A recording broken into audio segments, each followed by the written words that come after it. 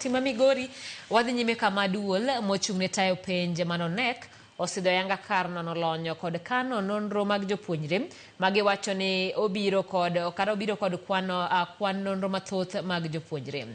Gimero ni kanyo biro kelo kanyakla jokanyo mar sekta mar somo ne wilo paro mopogore mar dongo sekta no.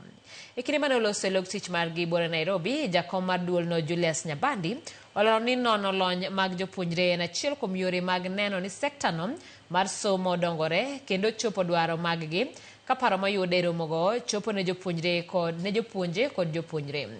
Nyasino mabende no yuore gi jagoro mogirore migawo mar somo Julius Bitok osingo ni giikore ne chiwo penj ne jopuonjre mag klas 6, 9 kod 12 ka obok mag penj bende koro ibiro yudo kowuok e lony manyasani. Omedo ni kanyo bende biro neno ni kwan mag jopuonje CBC kata CBE omedore. Or rather Kenya National Examination Council headquarters to be able to unveil Education Assessment Resource Center, one of its kind in Africa. And we are really happy to unveil this center, which is going to help us on capacity building for our competence-based education.